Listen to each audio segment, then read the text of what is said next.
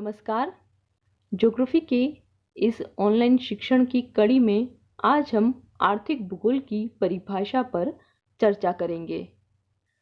आर्थिक भूगोल की परिभाषा देखने से पहले हम ये देखेंगे कि आर्थिक भूगोल भूगोल की कौन सी शाखा के अंतर्गत आता है तथा विषय के रूप में आर्थिक भूगोल का प्रारंभ कैसे हुआ व कब हुआ। जैसा कि आपको पता है, भूगोल की दो मुख्य शाखा है। सबसे पहली भौतिक भूगोल। भौतिक भूगोल जिसके अंतर्गत भौतिक पर्यावरण का अध्ययन किया जाता है। इसके अंतर्गत भूआकृति विज्ञान, जल विज्ञान और जलवायु विज्ञान सम्मिलित है। भूगोल की दूसरी महत्वपूर्ण शाखा है मानव भूगोल। मानव भूगोल इसके अंतर्गत मनुष्य के विभिन्न पक्षों का अध्ययन किया जाता है। इस मानव भूगोल की ही एक महत्वपूर्ण शाखा है आर्थिक भूगोल। तो आर्थिक भूगोल किसकी शाखा है? मानव भूगोल की शाखा है। आर्थिक भूगोल पृथ्वी तल पर मिलने वाली आर्थिक क्रियाओं की स्थानिक भिन्नता का अध्ययन करता है। आर्थिक क्रियाएं जिसमें प्राथमिक, द्वितीयक, तृतीयक, चतुर्थक और पंचम क्रियाएं सम्मिलित है। सभी क्षेत्रों में एक जैसी आर्थिक क्रियाएं नहीं होती है, तो एक क्षेत्र से दूसरे क्षेत्र में आर्थिक क्रियाएं भिन्न भिन्न होती है। इस भिन्नता का ही अध्ययन किया जाता है आर्थिक भूगोल में। यहाँ पर एक शब्द आया है पृथ्वी तल। यहाँ पृथ्वी तल से तात्पर्य है वह क्षेत्र जहाँ पर मानव का निवास हो, क्योंकि आर्थिक क्रिया कौन करेगा? मनुष्य ही करेगा। तो जहाँ पर मनुष्य का निवास हो वह उसे क्या कहा गया है? यहाँ पृथ्वी तल कहा गया है। आर्थिक भूगोल का प्रारंभ 1882 में जर्मन विद्वान गॉट्स द्वारा किया गया। पहले आर्थिक भूगोल का अध्ययन वाणिज्य भूगोल के साथ ही किया जाता था। सन 1882 में जर्मन विद्वान गॉट्स द्वारा आर्थिक भूगोल को वाणिज्य भूगोल से अलग करके परिभाषित किया गया। आर्थिक क्रिया किसे कहते हैं? जीविका की प्राप्ति तथा एक निश्चित सामाजिक स्तर को बनाए रखने के उद्देश्य से व्यक्ति द्वारा अपनाई गई सतत क्रिया, लगातार होने वाली क्रिया या व्यवसाय आर्थिक क्रिया कहलाती है। मनुष्य अपने भरण पोषण के लिए जो क्रिया करता है उसे क्या कहा गया है? आर्थिक क्रिया, जिससे कि मनुष्य को धन की या अर्थ की प्राप्ति होती है, जिससे कि वह धन का अर्जन करता है, वह क्रिया कहलाती है आर्थिक क्रिया। आर्थिक भूगोल का अर्थ क्या है? विभिन्न आर्थिक क्रियाओं का भौगोलिक संदर्भ में अध्ययन करने वाला विज्ञान आर्थिक भूगोल कहलाता है। जैसा कि हमने देखा अभी कि आर्थिक क्रियाएं एक जैसी नहीं होती है, विभिन्न तरह की आर्थिक क्रियाएं होती है। एक क्षेत्र से दूसरे क्षेत्र में इन आर्थिक क्रियाओं में विभिन्नताएं पाई जाती है। तो इन विभिन्नताओं का अध्ययन ही भौगोलिक संदर्भ में जब किया जाए उसे कहा जाता है आर्थिक भूगोल। अब हम देखते हैं आर्थिक भूगोल की विभिन्न विद्वानों द्वारा दी गई परिभाषाएं। सबसे पहले गॉट्स महोदय के अनुसार इन्होंने अपनी परिभाषा कब दी थी? 1882 में। और इसी के बाद आर्थिक भूगोल वाणिज्य भूगोल से पृथक रूप में अपनी पहचान बना पाया। इन्होंने कहा, आर्थिक भूगोल में विश्व के विभिन्न भागों की उन विशेषताओं का वैज्ञानिक विवेचन किया जाता है जिनका वस्तुओं के उत्पादन पर प्रत्यक्ष प्रभाव पड़ता है। तो इनके अनुसार जो परिभाषा दी गई उस पर वातावरणवाद का प्रभाव दिखाई देता है, पर्यावरणवाद का प्रभाव दिखाई देता है।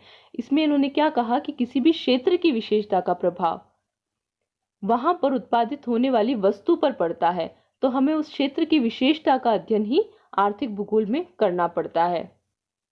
एक बार पुनः हम इनकी परिभाषा देख लेते हैं। आर्थिक भूगोल में विश्व के विभिन्न भागों की उन विशेषताओं का वैज्ञानिक विवेचन किया जाता है जिनका वस्तुओं के उत्पादन पर प्रत्यक्ष प्रभाव पड़ता है। नेक्स्ट परिभाषा है R.E. मर्फी के अनुसार। इन्होंने कहा, आर्थिक भूगोल मनुष्य के जीविकोपार्जन की विधियों में एक स्थान से दूसरे स्थान पर मिलने वाली समानता एवं विषमता का अध्ययन करता है। अब जो आर्थिक क्रियाएं हैं वो सभी जगह एक समान नहीं होती है। कहीं पर प्राथमिक क्रियाओं ज्यादा हुए, कहीं पर द्वितीयक क्रियाएं ज्यादा है, कहीं तृतीयक, चतुर्थक और पंचम क्रियाएं ज्यादा है। तो इस तरह से एक क्षेत्र से दूसरे क्षेत्र में मिलने वाली आर्थिक क्रियाएं भिन्न भिन्न होती है।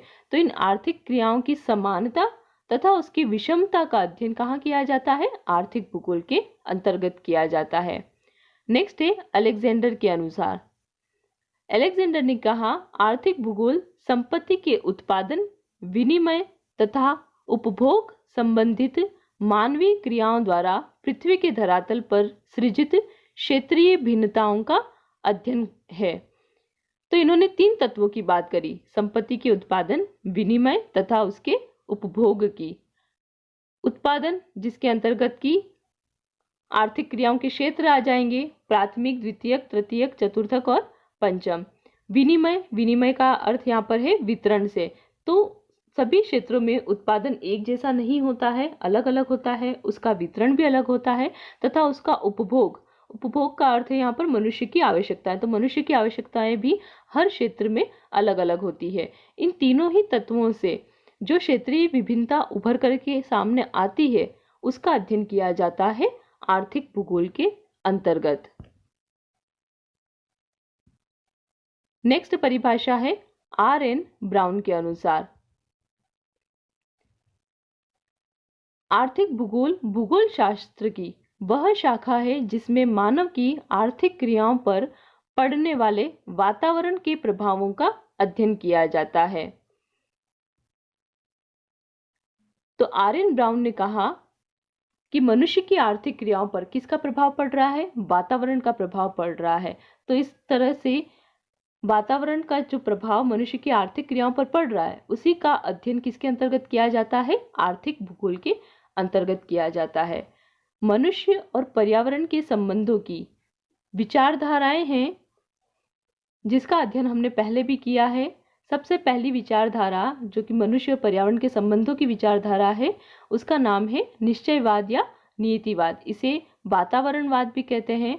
इस विचारधारा के अनुसार प्रकृति सर्वे सर्वा है, मनुष्य को प्रकृति के अनुसार ही कार्य करना पड़ता है। तो इसमें प्रकृति को प्रबल बताया गया है। सेकंड जो विचारधारा है जिसका नाम है संभववाद, इसमें यह कहा गया है कि मनुष्य सर्वे सर्वा है, मनुष्य जैसा चाहे वैसा वह प्रकृति का रूप बदल सकता है। तो प्रकृति प्रबल नहीं है, प्रबल कौन है? मनुष्य। ये विचारधारा है संभववाद। तीसरी विचारधारा है नवनिश्चयवाद। नवनिश्चयवाद विचारधारा ये कहती है न तो प्रकृति सर्वे सर्वा है न ही मनुष्य सर्वे सर्वा है। अगर मनुष्य को विकास के पथ पर आगे बढ़ना है तो उसको प्रकृति के साथ तालमेल बिठाना पड़ेगा, तभी वह विकास के पथ पर आगे बढ़ सकेगा। तो इस तरह से ये तीनों ही विचारधाराएं हैं।